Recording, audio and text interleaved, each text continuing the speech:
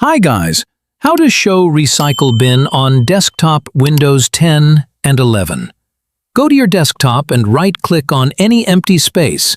This is the quickest way to access hidden settings, so don't click on a file by mistake.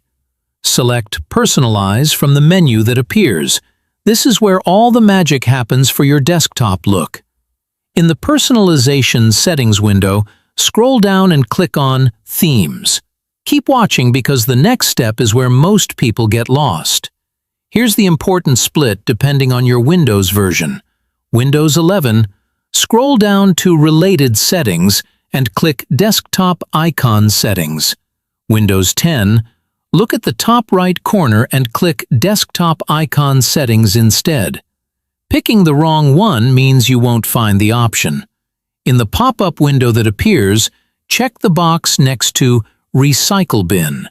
This is the step everyone forgets.